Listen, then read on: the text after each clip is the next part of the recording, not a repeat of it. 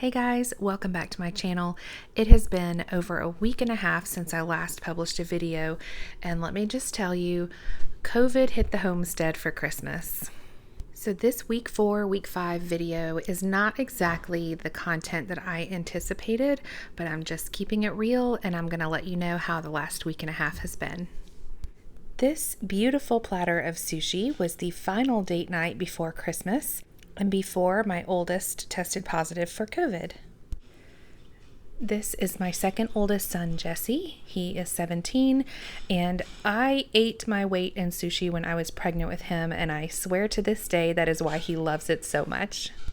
We have totally been in survival mode, so I could not even begin to tell you when we had this meal, but this picture was taken the night that I made chili. We used this beef broth base, tomato paste, tomato sauce, which was not in that picture, some home canned kidney beans, and 2 or 3 pounds of ground beef. When we have it, we prefer to serve chili with shredded cheese and some sour cream on top, and oftentimes some cornbread, but I don't think I made cornbread this night. We have had crazy warm weather lately, and my youngest son, who could live outside if we would let him, has really enjoyed it. He loves pushing the wheelbarrow around. This day he took a rake and he raked up loads and loads of pine straw and dumped them in piles all over the homestead. I don't know if you remember, but at the very bottom of our big upright freezer, we've had several bags of peas and carrots that have just been sitting in there for quite a few months, and I primarily buy those to make fried rice. So this night we decided to make chicken fried rice using some home canned chicken, basmati rice, these peas and carrots, and some of our water glassed eggs. As long as I have homemade yum yum sauce made up in the fridge, my kids will eat leftover fried rice for days for lunch. So I made 16 cups of basmati rice this night. When I make fried rice, I like to cook my veggies first in the frying pan, and then I pour the egg mixture over the veggies and let that scramble up together. This night, I think I used about 15 of our water glassed eggs, added a little cream, salt and pepper, garlic and ginger, and poured it over the vegetables. When the fried rice is complete, I like to mix in our homemade hibachi sauce. It's melted butter, soy sauce, sesame oil, a little teriyaki sauce, garlic, and ginger. I mix all of that together and then I toss the fried rice in it, and then my kids can add other sauces if they'd like. Sometime before Christmas, I don't even remember when, it was finally time to go pick up the rest of the meat that had been at the processor from my husband and son's successful hunt Thanksgiving weekend.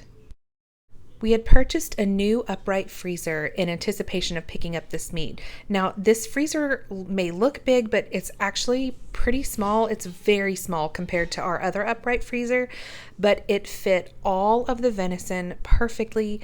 I actually did have to put some of the backstrap steaks in the main freezer because we had a little bit of room left. But this freezer is now full, and we are so thankful to be going into 2022 with most definitely a year's worth of red meat. Christmas Eve and Christmas Day ended up looking quite a bit different than we had planned since we had COVID in our house. Our Christmas Eve traditional dinner consists of charcuterie, shrimp, sandwiches of some sort, vegetables, and dip. It was a real treat to still be able to do that, even though we didn't have all of our family members over as we had hoped and planned. On Christmas Day, we had ham, our favorite traditional sweet potato casserole, sweet corn casserole, roasted asparagus, which my children shocked me and really enjoyed, green bean bundles, squash casserole, pineapple casserole, which is a favorite in our house.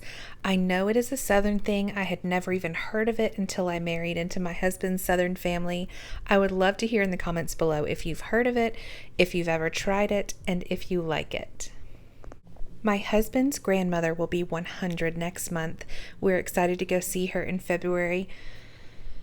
She wasn't with us for Christmas this year, but my mother-in-law made her famous potato salad, which is served warm, and it has boiled eggs and green onions and celery. It's so good.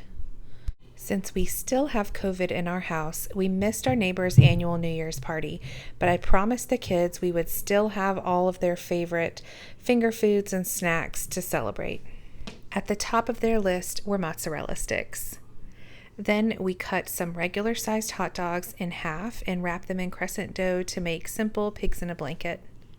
Another treat that we only have a few times a year are pot stickers. This year we did the chicken and vegetable pot stickers. They're just from Sam's or Walmart, and they're really good and easy to make in a frying pan. I also bought tamales from Sam's Club.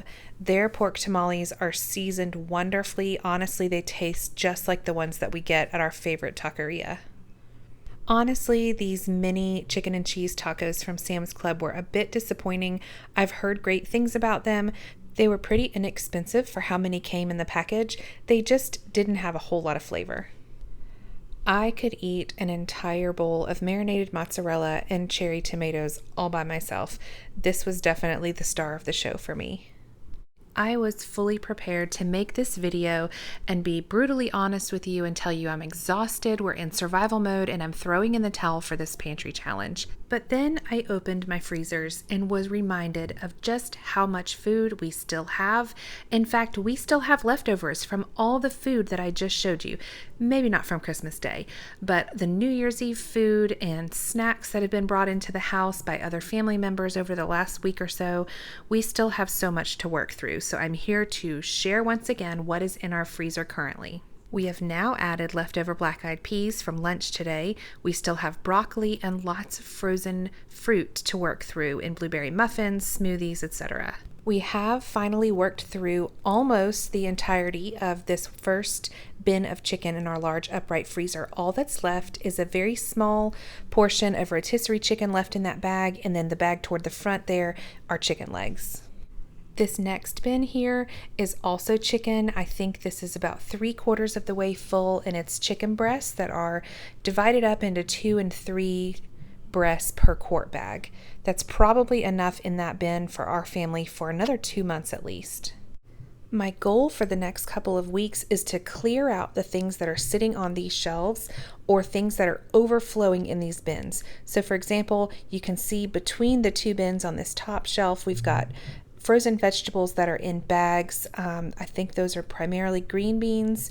And then there's venison in the bin on the left and miscellaneous meat on the right. Down below, we have more frozen green beans, some frozen corn, some bags of already cooked ground sausage. The rest of that bin on the left has about 16 to 20 pounds of butter. Then there's some butter and yeast in between the 2 bins. And the bin on the right has pepperoni, frozen peaches, and probably some other miscellaneous things that I can't even remember. I am happy to see that the very bottom of the freezer is emptying out nicely. All that's left are some of our peppers from the garden last year. Those will be used in some chicken fajitas in the next week or so. There's also frozen peas, green beans, and some more peas and carrots. Moving into the pantry, I still have all of my Christmas baking goodies because COVID hit before I had a chance to make any of it, and nobody wants home-baked goods from a house that has COVID. We still haven't touched any of this canned meat. These top shelves on the right here look about the same as a week and a half ago. I think we poured the remaining bag of sugar that was on the shelf into the container in our kitchen. These shelves aren't looking too much different either. I know we used a couple of cans of Rotel for some cheese dip on Christmas Eve. That's probably about it for these shelves. I definitely need to be a little more intentional about opening some of these home canned goods over the next month or so. We haven't opened any of these pickled banana peppers. We haven't gone through nearly as much cowboy candy this winter as we did last year. And I need to take inventory of our fig preserves and our peach preserves and make sure that we are steadily working through those. I know it will be time to start harvesting those again before we know it next summer, and I don't want to have several cans of each still sitting in our pantry. I know we went through a couple boxes of corn muffin mix over the last couple weeks. We've opened another container of mayonnaise, maybe even 2. We used a jar of teriyaki sauce and also a new jar of peanut butter. I feel like I'm learning a lot about our family's food habits through this challenge. One thing I've noticed is that in the future, I am going to start making a large batch of egg noodles every quarter. In fact, I think I might even do it monthly in the spring and early summer when the chickens are producing lots of eggs and I'm not yet busy with the harvest from the garden. We haven't really been going through this elbow macaroni very fast, so we'll probably put homemade chili mac and cheese on the menu for sometime next week. We haven't needed a single bag of croutons that we have on this bottom shelf because over the last month we've completely run out of lettuce and any salad greens that we had growing on the homestead. So moving forward, I probably will only purchase croutons as needed rather than keeping quite a few in the pantry. And better yet, I'd really like to just learn how to make them myself. I absolutely love this time of year. Living in the South, we have very mild winters, which lends to plenty of days outside working on the land, planting our spring garden, pruning, weeding, fertilizing, talking about animals we might want to add to the homestead next year. It's just really exciting. I'm such a planner. I really enjoy this time of year. My next video is going to be all about prepping for spring, what I do in my house and on my homestead to prepare for spring, which here in the South is in just a couple of months. I also participate in a Bowl Full of Lemons home organization challenge, which starts every January. This year it starts January 8th. You can find her on Instagram.